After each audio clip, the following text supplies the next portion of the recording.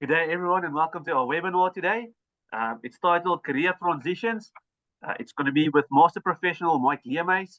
And just before we give it over to him, I just would like to ask everyone, if you have any questions, please just pose them at the end of the session, and then we'll do the Q&A. Then without any further ado, Mike, thanks so much for your time. We appreciate it, and we're looking forward to career transition. Thanks, Marius. Thank you, everybody.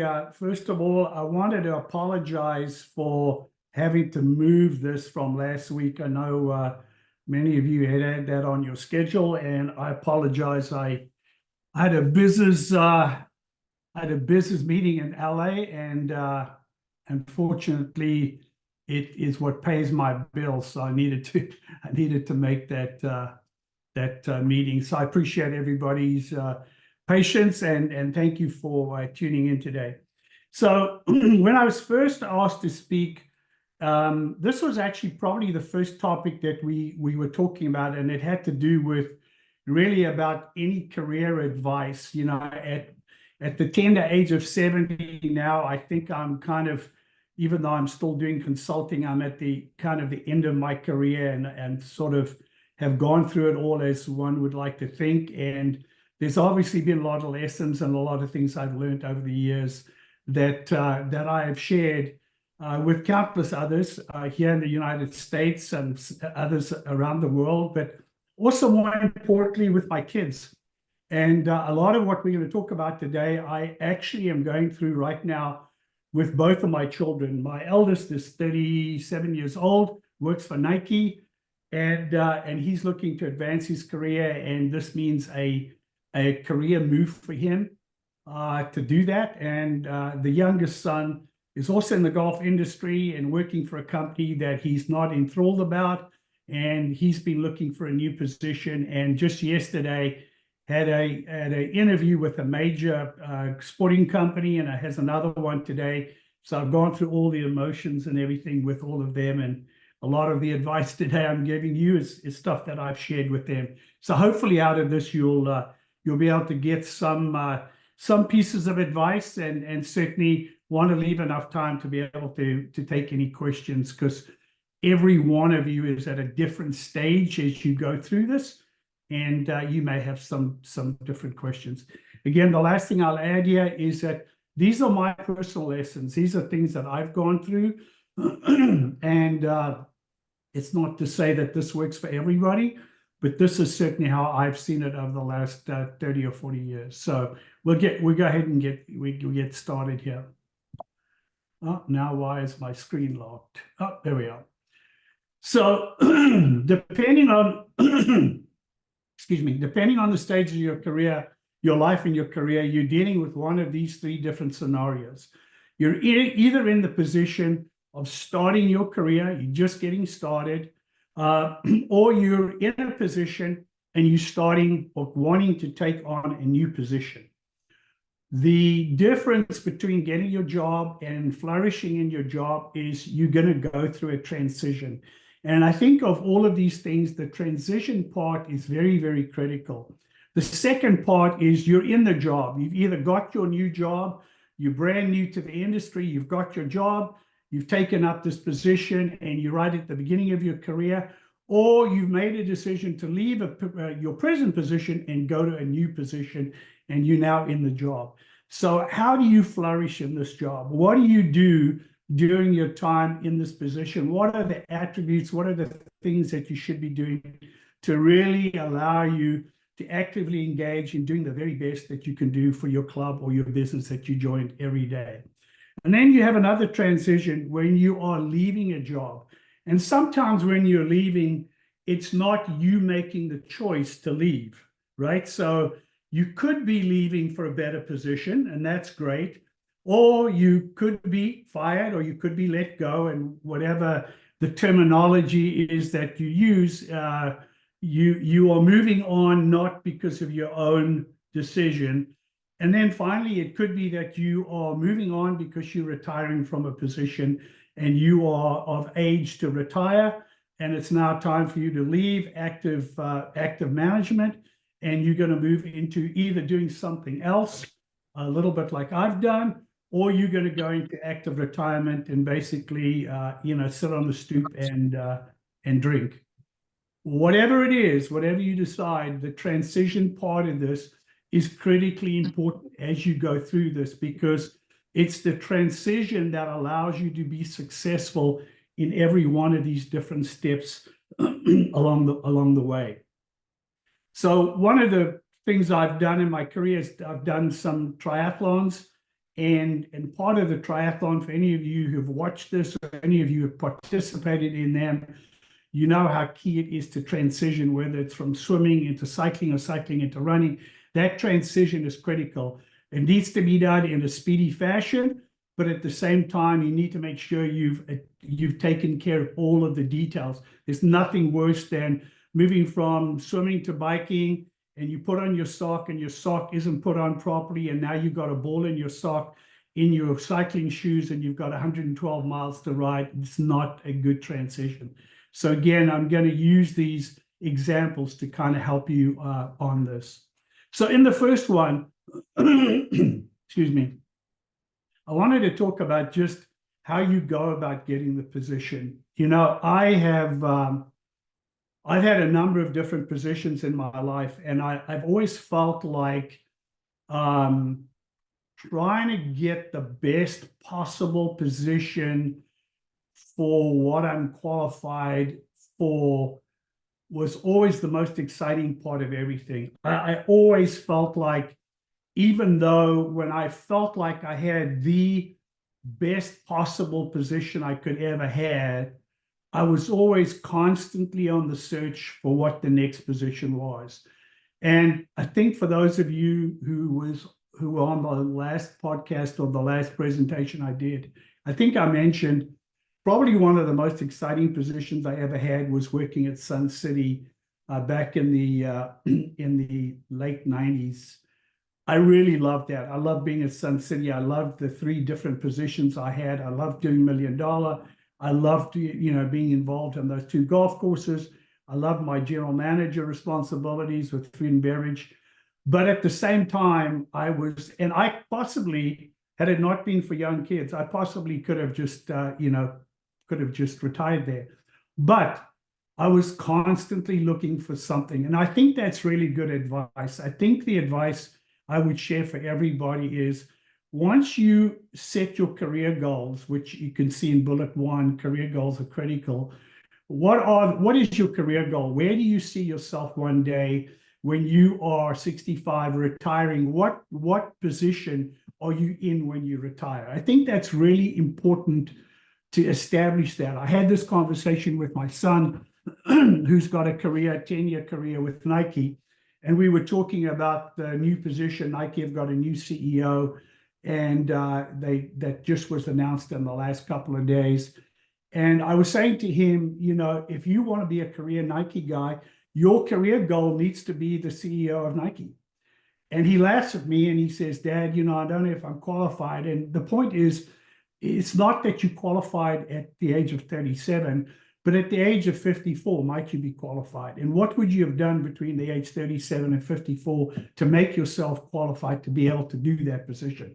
So, it's a constant struggle, but you have to set those career goals, and you have to constantly be searching for the next opportunity and taking that next opportunity, not necessarily always for the money, but because it's going to put you in the right position to be able to take the next step. My move from Sun City was to the PGA Tour, and I felt like that was the best opportunity for me to get back to the United States, to get to where I wanted to go. So again, you need to be constantly searching for the next opportunity and never say no.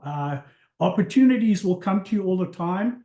And you should look at them. You should engage with search consultants or anybody who's offering. You should at least hear them out.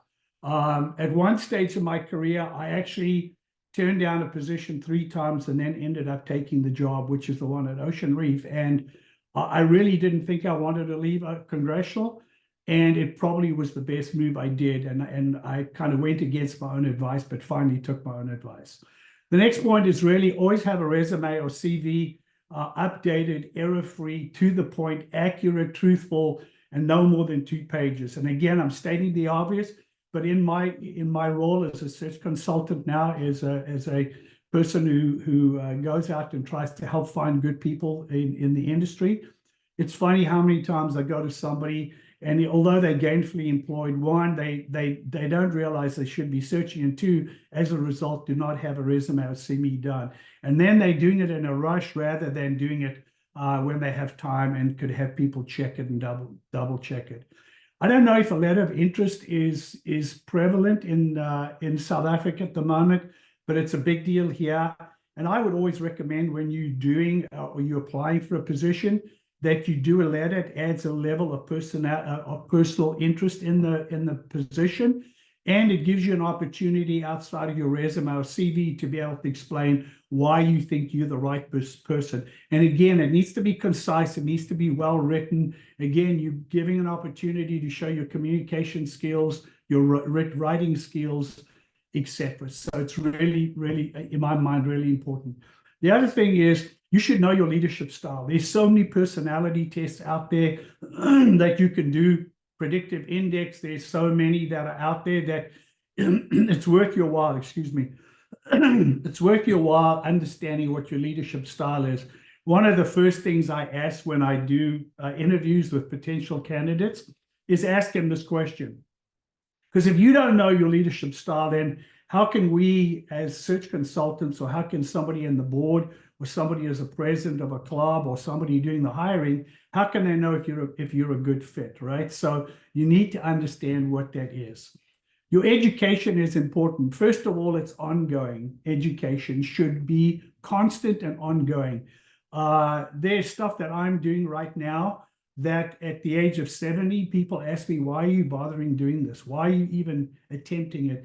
I think it's in your nature. I think once you got used to the fact, it's like exercising. You just need to continue to do it. And it's formal and informal. It's never too late to go back to school and do a degree, or to learn something, or to go to go and do courses at universities or other places. Never too late to learn from the PGA, never too late to learn from Kamasa or any of the other places that offer stuff. So do that. Again, people who have heard me speak, I talk about arrows in your quiver a little bit later. Again, degrees, certifications, qualifications, all of this stuff are important. Self-help.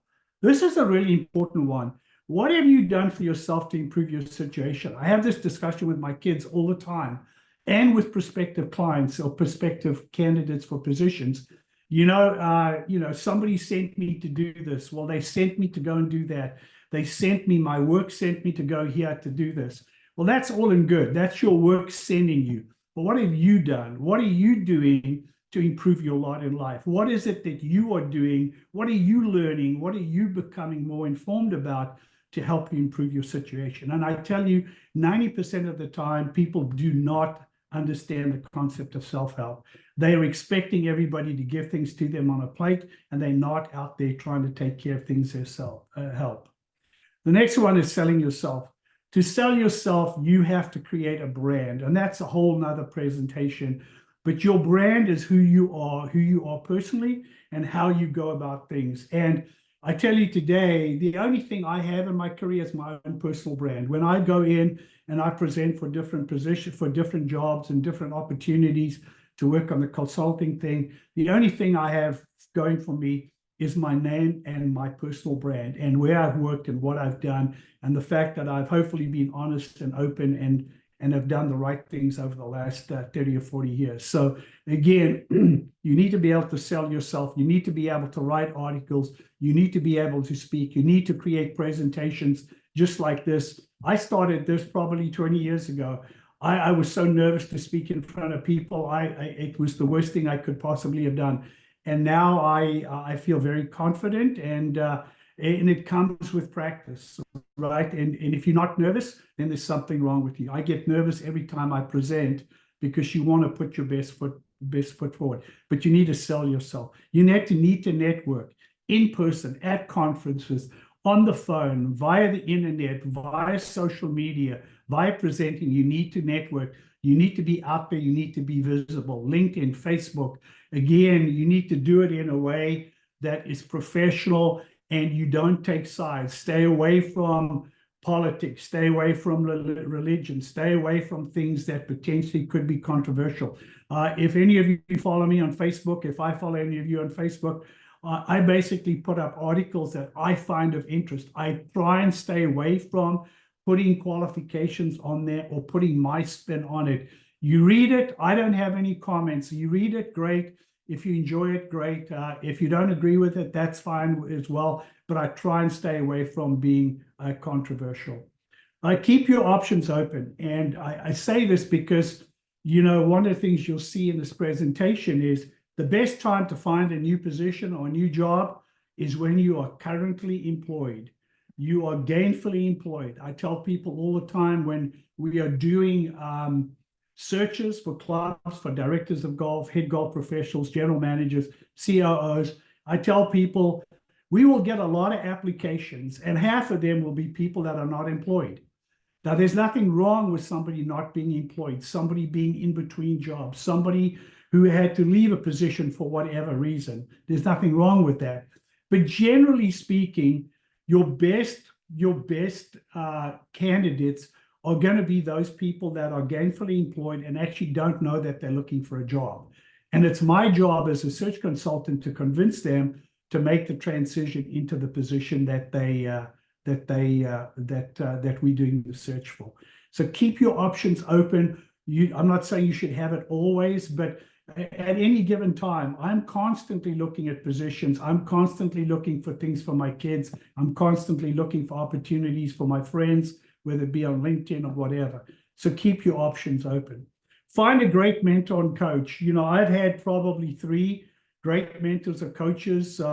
One when I was at Sun City, who I still see today and still speak to today. And his mentorship and his coaching me in food and beverage was what allowed me to end up at Ocean Reef running 17 restaurants and a food and beverage revenue of $35 million. Had it not been for him, I probably wouldn't be where I was today. So find that. And then finally, arrows in your quiver. Most of you have seen this slide, or many of you have seen this slide. The quiver is what holds your arrows. Your arrows are really who you are as an individual, right? And again, I don't want to belabor this point, but it's important just to show you. You need to understand, and your homework should be, what are the arrows in your quiver? What are the things that make you uniquely you? And what are the things there that make you an interesting person? And why would I want to hire you rather than hiring somebody else? What are the things that make you different? Each one of these things that I listed here are things that I could spend 15 to 20 to 30, maybe an hour talking about. And each one of them in different ways have got me a job. The fact that it's actually 42 years, but the fact that I've been married for so long got me a position as a consultant working for a very wealthy guy out of Los Angeles doing a private club in the Bahamas. My 3-year engagement with him was worth about $1.3 million.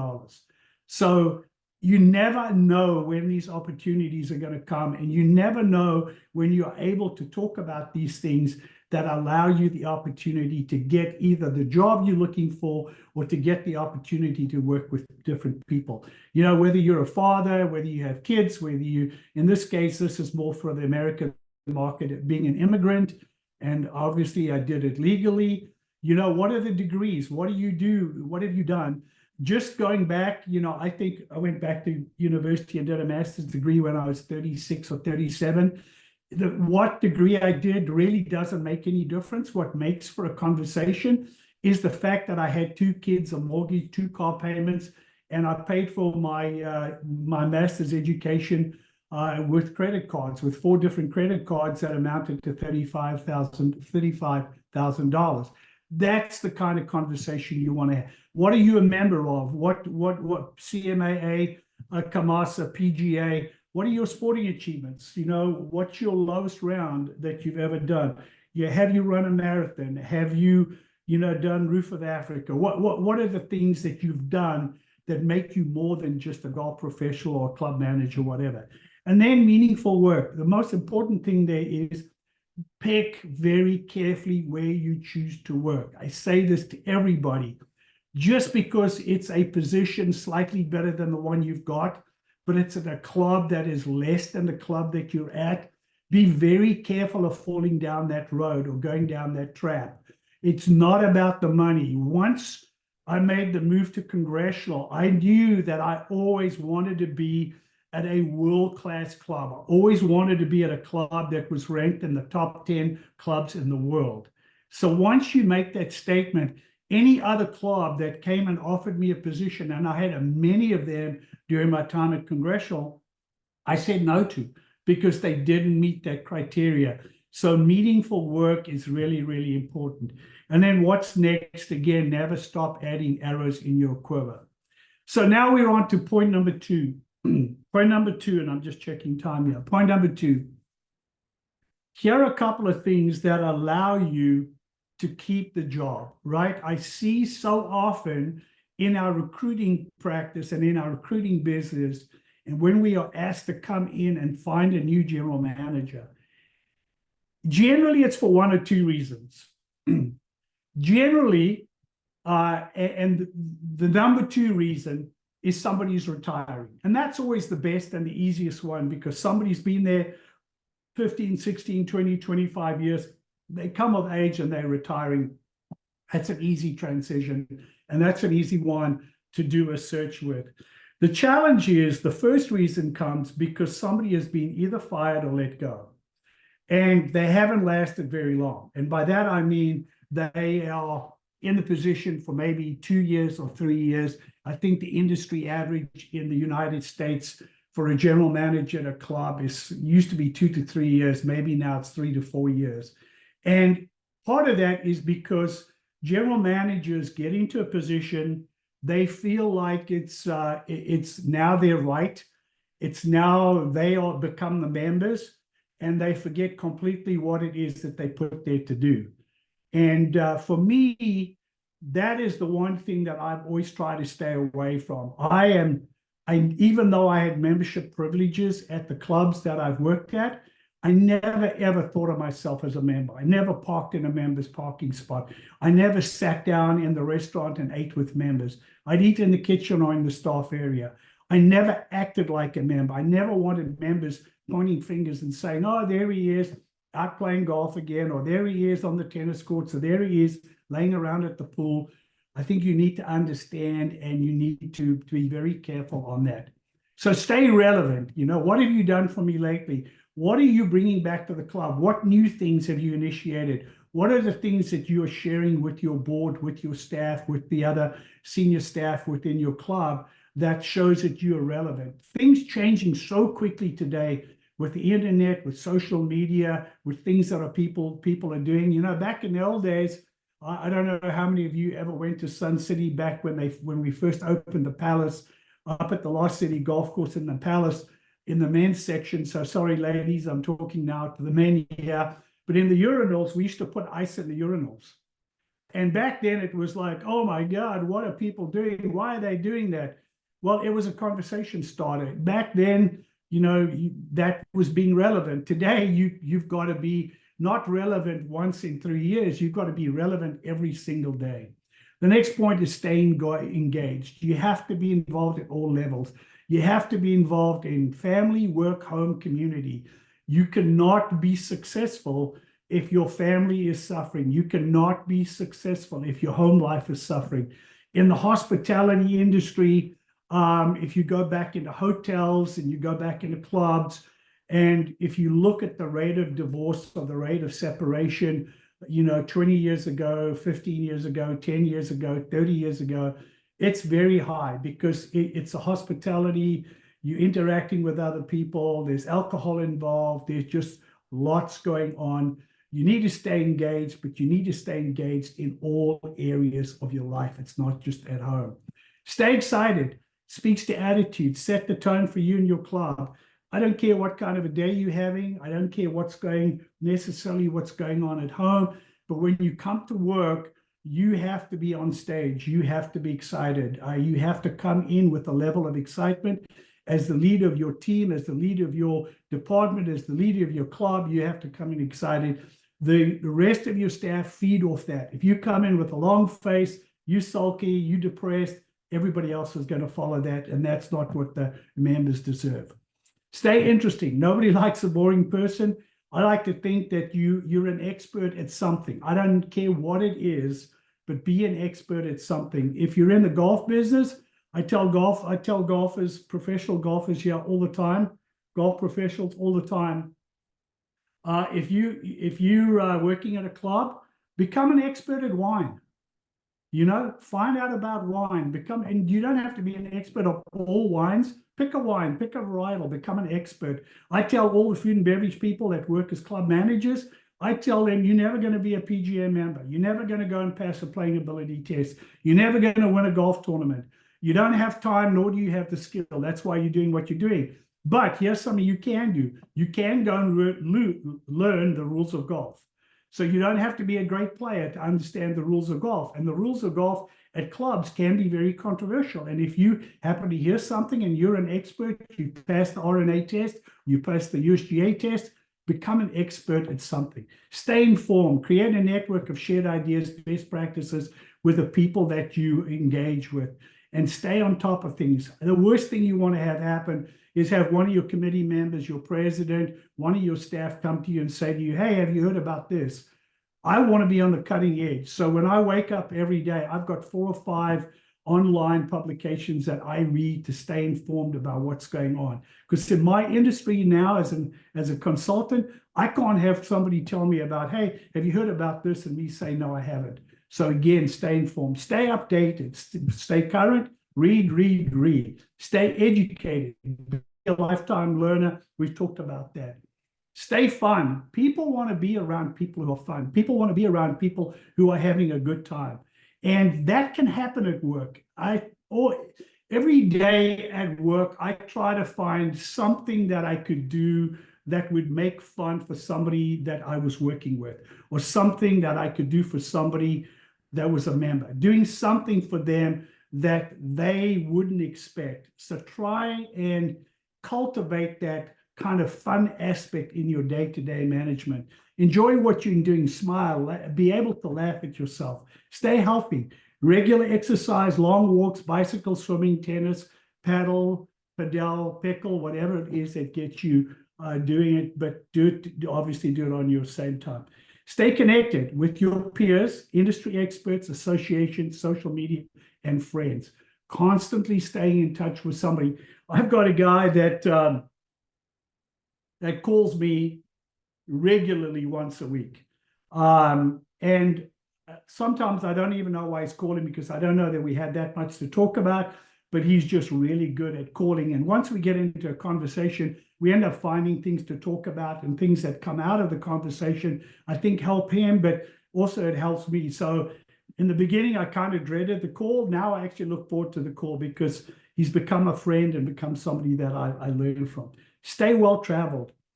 Your members are well-traveled, and so should you. I use the Cuba example. I went to Cuba. It's probably easier for South Africans to get to Cuba than it is for, an American passport. But again, members are traveling. They're going to these different places. And it's always nice to be able to have a conversation about places you've been and places they've been. And then finally, stay in touch with your associations, whether it's CAMASA, the PGA of South Africa, the Superintendents Association, whoever it is, stay in touch, be part of it, get engaged, do things.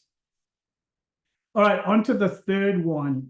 And the third one is the one that it's the one of all of them that's the least exciting, and it's the one that we probably all dread, right? Unless you are moving in the first instance, sometimes you get an offer you can't refuse. And that's always a great position to be in. And it should be evaluated and given the due diligence that it deserves, right? I shared with you all, I'd been at Congressional for 16 years. I had another 2 years to go before I retired there. and I got the offer to go to Ocean Reef, and I turned it down 3 times. I really just wasn't that interested. It was the best thing I did. I'm really glad I did it. And I tell people it was an offer I couldn't refuse. So when I finally allowed myself to listen to the offer, what they put in front of me was something that just was too good to be true, and ended up being something that really was a good move for you. So if you are leaving, sometimes you get an opportunity to leave for someone for an offer you can't refuse. If that comes in and it works for you, go ahead and take it. Sometimes it's the right thing for your career. So sometimes I say this all the time, sometimes you have to move backwards to go forwards. Sometimes you're going to get an opportunity that takes you from a general manager position, director of golf position, to maybe an assistant manager position or head golf professional, but it takes you to a club that's a club that's better than yours. And you can define better however you want to, but you guys understand what I'm saying. It's maybe a more prestigious club. Maybe it does big events, whatever it is that it does, you're able to make that move. So you're making that decision because it's a career planning strategy. And even though you're going for a lesser position and maybe lesser money, you know in the end that it's going to be a better position. And for me, the move from Sun City to the PGA Tour was exactly that. Less money, but a better opportunity and a better place to kind of catapult myself in a different direction. Sometimes you just need a change of scenery. Sometimes it's just you've been in a place for so long, you just become part of the scenery. In the beginning stages of your career at a club, everybody's asking your opinion, and then 5, 15 years in, people stop asking your opinion, and then you start realizing the board's younger, the president's younger. Maybe it's time for you to start moving. Maybe it's time for you to change a change of scenery. I heard some advice from a really good search consultant that said you should never ever stay at a club longer than 10 years or in a position longer than 10 years unless you plan on retiring at that position. So that's good. That's good advice. So again, change of scenery. Sometimes it's because it becomes repetitive, same day in and out, everything's the same. And honestly, you're not growing as an individual. You need to make a change. Sometimes you burn out. I've seen that happen to people. And when you burn out, what happens? And when it becomes repetitive, sometimes it's the club or the people who hired you who want to initiate the change. So you always want to try and stay ahead of that. If you feel like you're in those positions, maybe it's time to start looking. Sometimes, unfortunately, it's a club leadership change or something happens within the organization. There's a leadership change.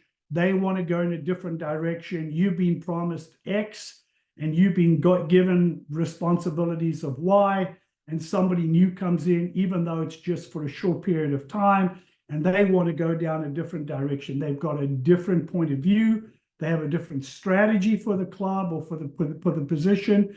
It could even be that they want to micromanage. There's a lot of people in private clubs today, for whatever job they do, they look at what we do, managing clubs, being in the golf industry, and say, man, wouldn't that be awesome? Now I'm the president of a club, and hey, I get to play in this area where these people work. And they become micromanagers and just make your life very difficult. So sometimes with a leadership change, you need to rethink and you need to make a change.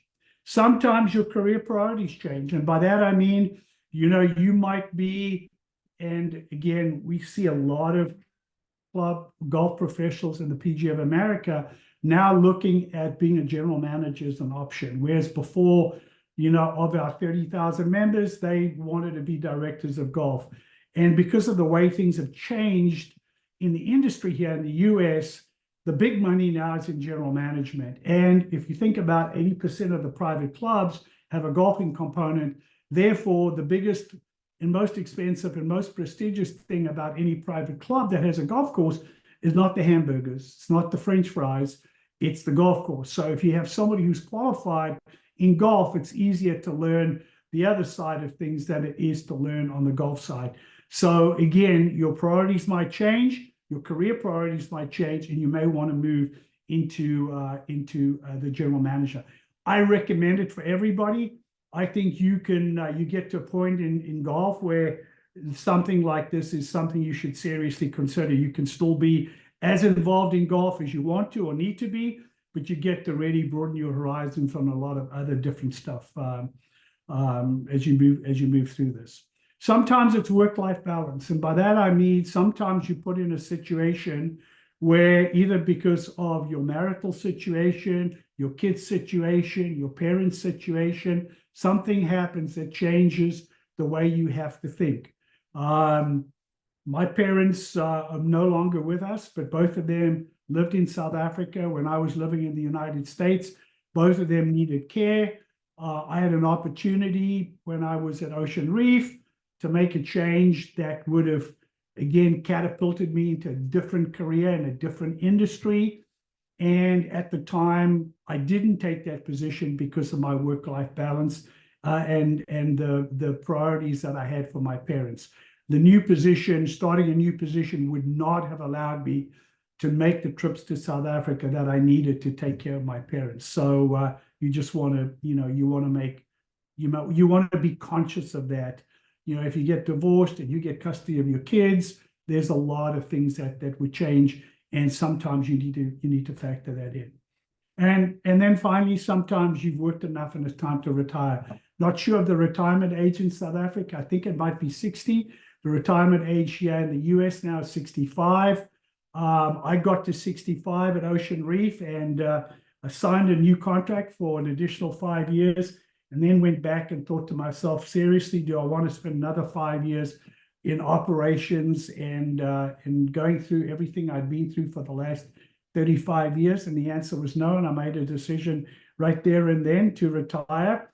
And it was the best decision I ever made. So there's nothing wrong with retirement. And just because you retire from active management doesn't mean you're retiring from the industry. I'm probably busier now, more involved, have a broader scope of things that I'm involved with, on the West Coast in LA with Riviera Country Club, USGA events, US Opens, all of the different things that are going on, hiring people. It's really a lot of fun. So I would certainly encourage everybody.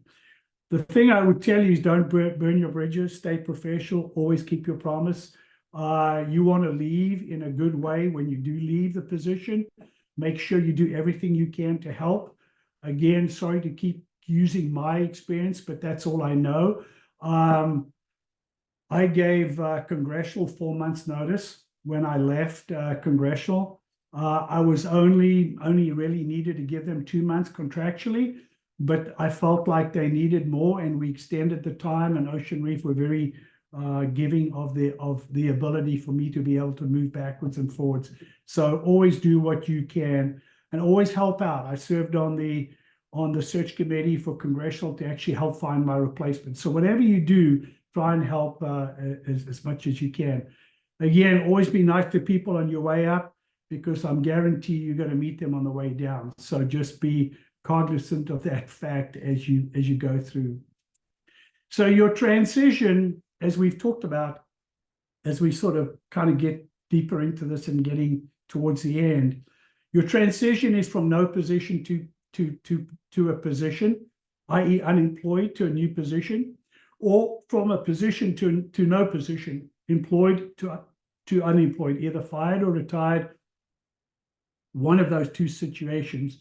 And I say this all the time, trying to get a new position, you should always try and do that when you're in a position. When you're in a good position and you have a good job, that's the time to be at least being open to looking for what's available out there. It's not to say you have to jump at everything, but you should at least be open to having discussions, again, in confidence, because you're not making a decision right there, but you should at least be open to having discussions. I'd have search people call me all the time, and if it was something that fitted my career aspiration, my career goals, and where I wanted to go, I'd at least have a conversation with them, and I'd get all the nitty-gritty stuff out of the way before making a decision as to what to go. And by nitty-gritty, some of the things we'll talk about in a moment: salary, compensation, et cetera, et cetera. And then finding a new position is hard work. My youngest son is 34, and even though he's employed, it's not in a position he wants to be in.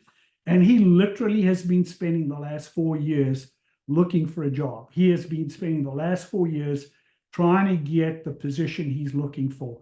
And it's hard work. As much as he spends, 8 hours or 9 hours a day working in his current position, he's putting in 2 to 3 hours a day outside of that to help find another position. It's on LinkedIn, it's doing all the communication, it's all of the networking, etc. It is a full-time position. Couple of tips on here: do your research, know where to go and find stuff that is important to help you with the transition. Use your connections, reach out to people, let them know. I filled a position the other day working for the PGA Tour with a really prestigious position. And it just so happened that the person I recommended was somebody that I'd forgotten about, who called me 3 days before to let me know that he was moving on to something else. And I was able to put this person in this position with the PGA Tour, and it just worked absolutely perfect. So you need to make sure you're having connections and you're using your networks. Use social media, especially LinkedIn. Use that in a very positive way to be able to talk about who you are, what you are, and what you have to do. And then make sure you have enough money saved up. And I'm the last one to give any financial advice here.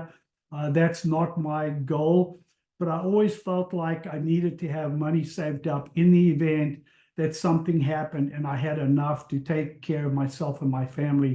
Some people, you hear say 3 months, some people say 6 months, some people say yeah. Whatever it is, do your own research, but you don't want to find yourself in a situation where life is so bad at your position that you find you have to stay on because it's putting bread and food in the mouth of your family. So make sure you have enough to be able to make a decision that's right for you and your family.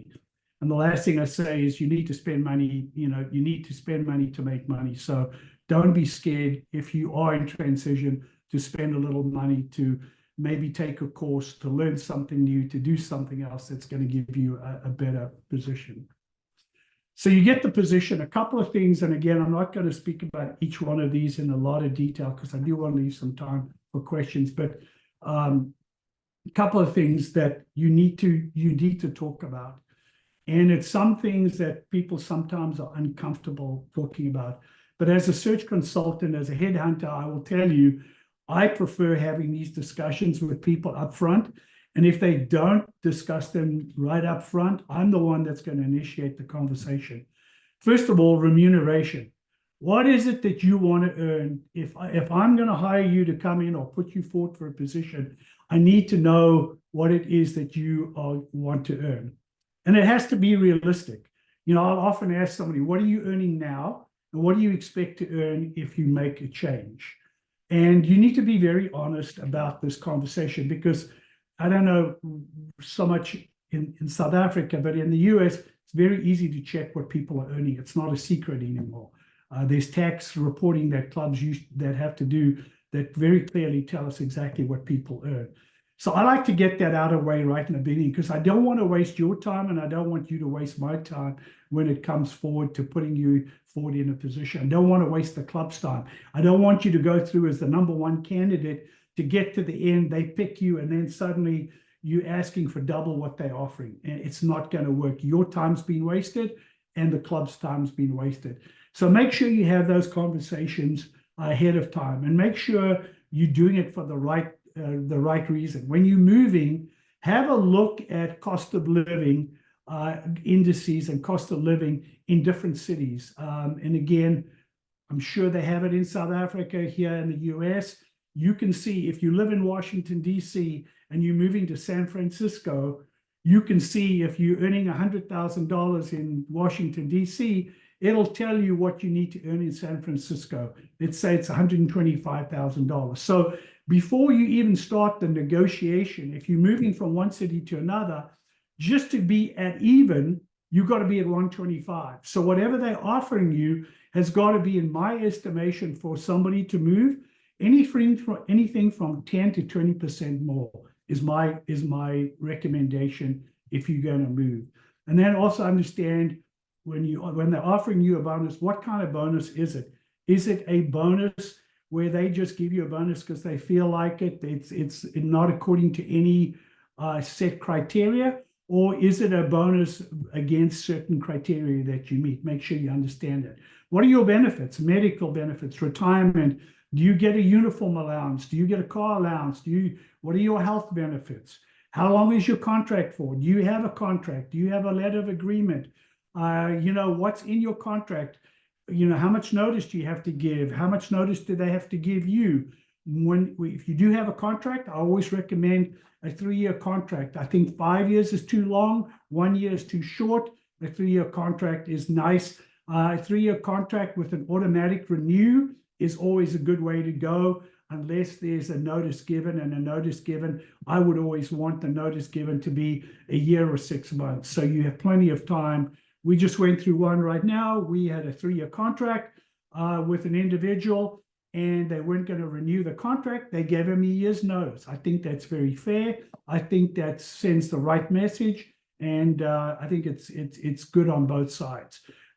For the person getting the notice, disappointing, but at least they've got a year to be able to figure out what to do.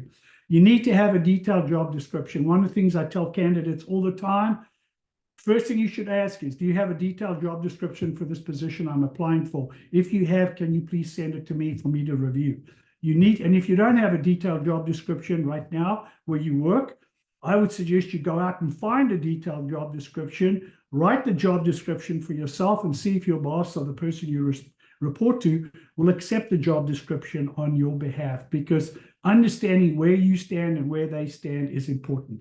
Do you get a performance evaluation? If you don't, you should, on an annual basis. I don't think more than that, but certainly on an annual basis, you should be getting, somebody should be telling you how you're doing. Somebody should be giving you direction as to what you're doing. You're doing a great job. Here's where you can improve. You're doing not such a great job. Here are things I want you to work out. In the case of a general manager, it's normally the president of a club who's responsible to do that on behalf of the board. What powers, and I don't mean that in a weird way or in a dogmatic way, but what powers do you have for your position? Are you able to hire and fire? Is the most important one. If you're the general manager and the superintendent's not working out, do you have the right to be able to replace him and put somebody else in that position?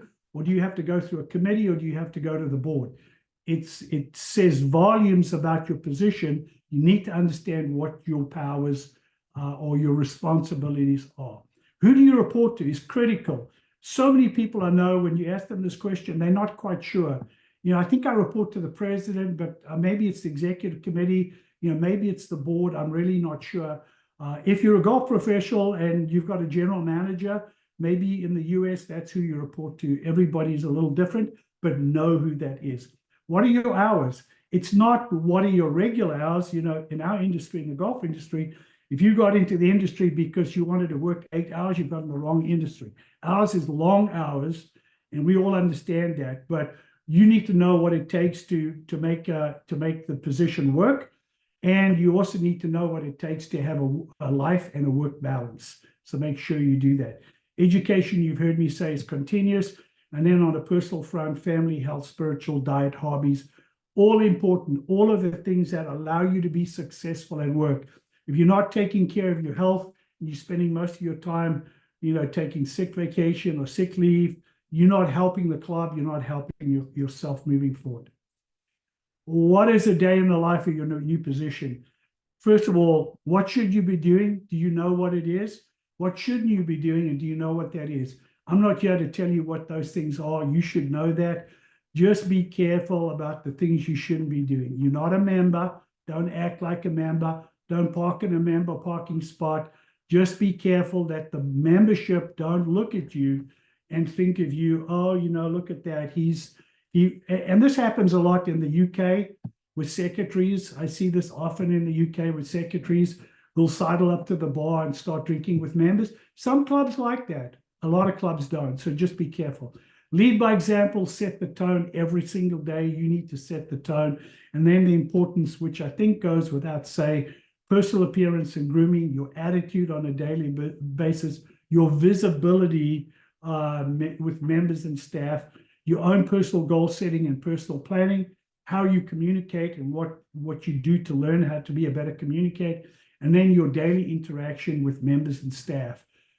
It's important. I used to tell people I was probably one of the highest paid backslappers, high fivers, handshakers, baby kissers in the industry, because that's what I spend time doing, not only with my members, which I could do the baby kissing and the hugging and the high fiving. Couldn't do that with the staff, totally understand that, but I could high five and I could pat them on the back and I could tell them what a great job they're doing. So again, be that. Couple of very important career moves. I mentioned to you about golfers, non-golfers, understand the rules and learn to play. If you're a golfer, become a wine expert, be efficient in HR, human resources, get them as much as you can on that. Understand finances. People today in hiring, we're doing a search right now. We have a meeting today, but then we have individuals coming in, and part of it, they're going to be given the financial statements of the club, and they're going to be asked to evaluate the club's financial well-being. You need to understand the finances, concepts and key indicators. You need to understand fitness, all aspects of fitness, fitness of golf, general fitness, fitness as it relates to racket food. You need to understand the key basics of food and beverage. You need to understand cost of goods. These things are not rocket science. We deal with them in golf and golf shop operations. So just make sure you understand that and talk about it. IT, again, goes without saying. Multitasking, for you all the time. The beauty about being a golf professional or general manager, you never know. You plan your day, but you never know what your day is going to do. Every day is different. Every day brings something else, even though it's well planned. Service, understand what great service levels are. Go to places that provide great service. Go to hotels that provide great service. Experience great service. I believe that all of my senior staff members, and I had 10 at Ocean Congressional and I had 12 at Ocean Reef. Each of them had a expense line in their budgets for them to go and experience great service. Going to a Ritz-Carlton, go to a Four Seasons, go to a store like a Bergdorf's, go to these places and experience great service and know what great service is. And then finally, strategic thinking and planning. I think enough said there. You need to be strategic and you need to be planning as you go. So as we wrap up, yeah, I've got it 52 minutes in. I know we have an hour, so I want to allow for questions, but a couple of key takeaways as we wrap up. Be constantly on the lookout for opportunities. Opportunities will find you, but they'll find you a lot quicker and they'll find you more often if you're on the lookout for opportunities. If your mindset is open, if you're open to the universe, you are going to find opportunities are going to find you. That's not to say you put out a note on LinkedIn, hey, looking for a new job. When you've got a job, that's dumb, but you should be looking for opportunities. There's ways on social media where you can put out stuff or areas that you're interested in, where it can alert you to when different positions or different things come available. You probably all have seen this on LinkedIn. I have it as for positions for my kids.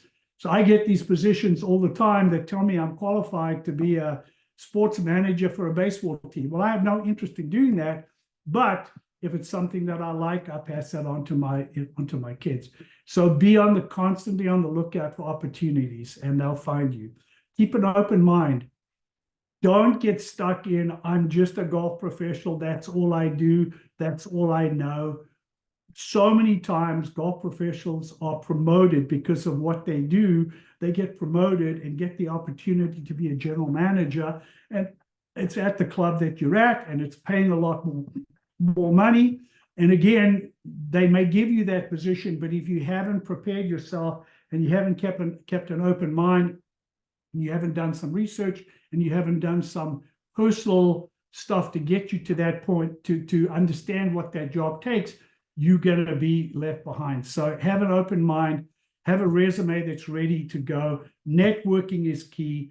Put arrows in your quiver, constantly put arrows in your quiver. It's the books you read. One of the questions I ask all the time, what are you reading right now? And if somebody says, well, I know they're not reading.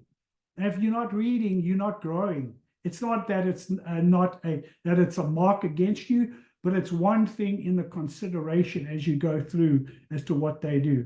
What are you doing to improve your career opportunities? What are you personally doing? Stay curious, and then finding, as I said to you before, finding a position is a full-time job. So with that, that's the end of my presentation. I hope you found it interesting. I hope there was some things in there that you will find valuable as you go through this through your careers. And for somebody who's just getting started, there's something for you. Somebody that's in a current position, there's something for you. Hopefully, somebody who's been in a position for too long, maybe there's something for you. And I spend a lot of time now with people who are getting retired. Hopefully, there's something in there for all of you. So again, I've enjoyed it. I'm drinking coffee.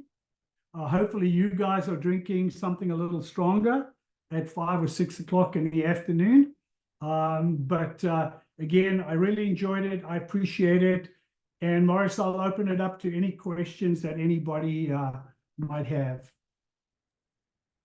Thanks, Mike. If there's any questions, guys and ladies, please feel free to unmute yourself and just ask.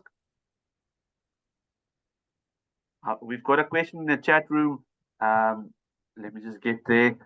Thank you so much. This was very helpful. How can we reach you? Morris, you can share my information with everybody if you don't mind. You can share my Leemhuis Gmail, Leemhuim Gmail with everybody. If you'd like, you also could share my cell phone number, and WhatsApp is probably a good way to get a hold of me. I would say this if I can, and I enjoy speaking to everybody from South Africa. I really do. I would say of my 5 most active WhatsApp chat groups, 4.5 of them are South African. So I thoroughly enjoy that. I think the one biggest challenge that I get asked all the time is, how do I get to work in America? And that's probably the most difficult question to answer. Since 9/11, 2001, it's just been very, very, very, very difficult to get to, and I'm sure it's the same to other countries. It's very, very difficult to get through. So I would advise you, unless you've got really good connections, that's one of the questions that I probably can't help you answer. I could give you some advice, and I'm happy to do that, but it's a difficult one to answer. So just give you all a heads up on that. What other questions? Michael? Yes. It's Jeffrey Scott Claus speaking. Santa Claus. I have so enjoyed this hour with you, and I would like to talk to you offline. I'm at one of those points in my careers where age is not a number anymore. I'm as young as I feel, and I've had 18 years here at St. Francis Links. We put this place on the planet, and I'm not making a public announcement, but I love the fact that you approached the discussion of looking at new challenges every day, and that's where I am.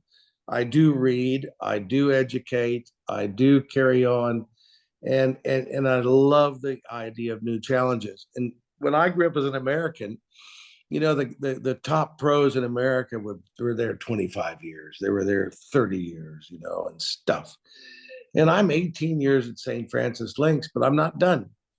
And I'd like to take this opportunity in front of all the other people to say, let's have a private talk, okay?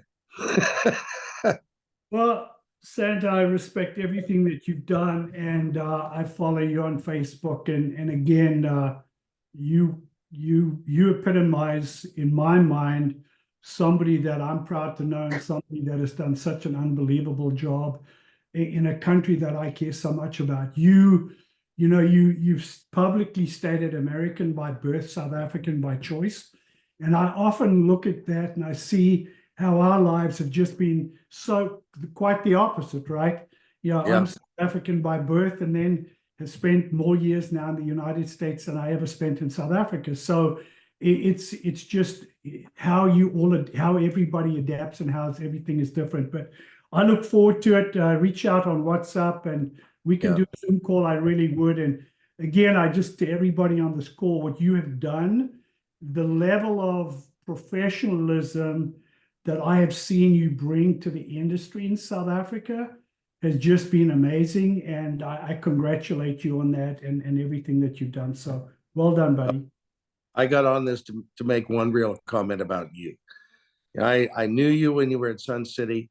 I knew you walked the walk in America to become a professional through the ranks.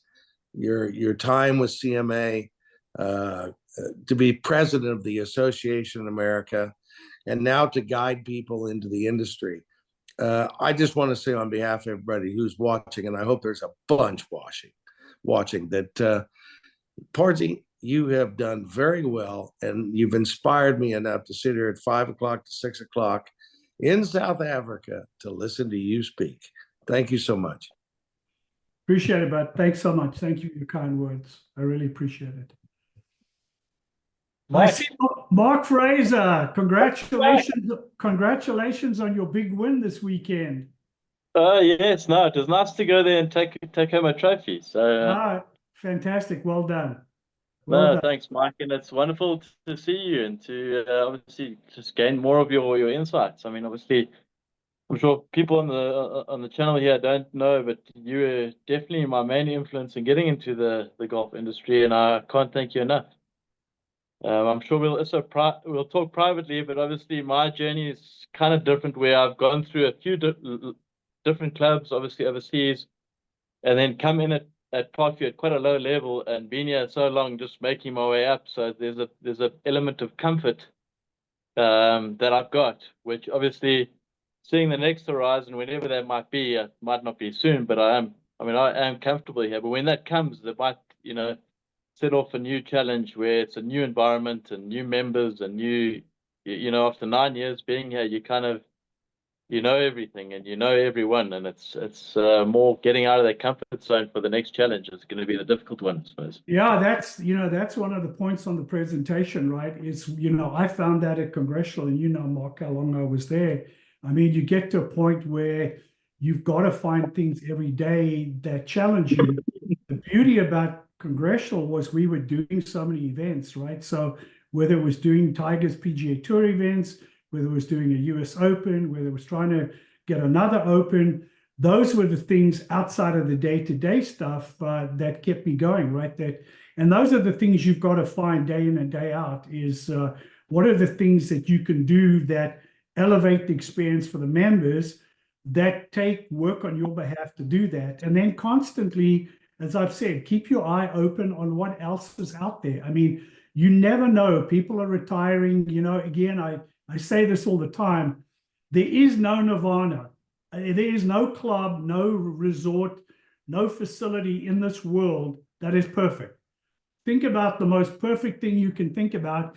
And I'm thinking now about Clausy and about Jeff and his position. I look at them and I think, man, the guy's got to have everything perfectly in place, right? He's got a freaking hamburger named after him. I mean, everything looks to be perfect. But I'm sure if Jeff got back on you, he would tell you that there are things every day that he deals with that he knows could be better, right? So I know that for a fact. There is no perfect environment, and you have to work every day to get to a level that gets you to where it is. And that personal stimulation is not just a personal stimulation on the club side, but it's also on the personal side, right? What are you doing for yourself that makes you more valuable as a parent, as a friend, as a part of your community, as a general manager, as a director of golf? What are the things that you're doing to be able to do that? So you may be getting comfortable in a work environment, then you keep that up, look for improvements, but then you figure on, if you look at your circle of life, not every area in your circle of life is perfect, right? You may be a 9 in some, but you may be a 3 in others. In my case, and Mark knows this probably better than anybody because he's the same age as my kids. But, you know, when I was at Congressional, I spent so much time at the club doing so much work. What I missed out on is my kids going through high school, is my kids playing sport. Both of them were great athletes and both of them did really well. My biggest regret now, when I talk to them, is that I didn't spend more time doing that. So again, I urge you all, it's not just the work environment, it's everything within your life that you need to look at and evaluate.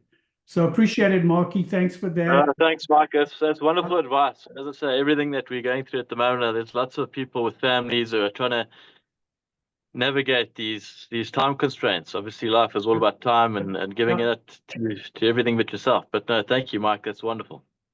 Awesome, man. Guys, I don't have anywhere to go to, so I can stay on the line as long as you like. I don't have anything to go, so I'm happy to answer more questions. If we're out of questions, that's fine too. Anybody else, just jump on.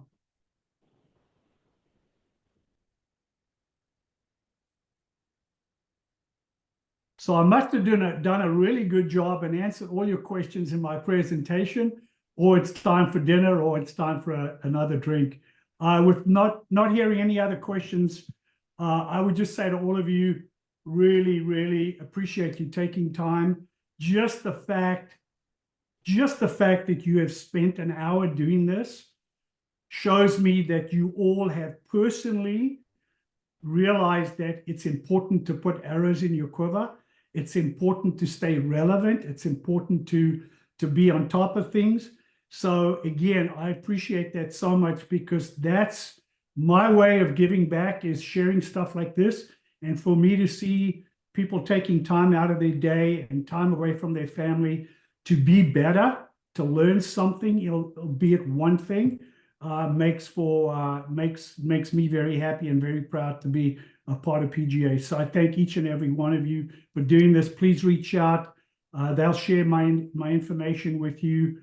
And I look forward to connecting, and hopefully our paths will cross sometime in the future. I do want to make a trip back, and when I do, I'd love to be able to come and visit some of you and play some golf. Bring the Thank boys. you, Mike. Thank you, guys. Thanks so much for your Cheers, presentation. Mike. Also your time. We appreciate it. Thank you, guys. Appreciate it. Stay healthy. Thanks, Mike. Cheers, eh? Thanks.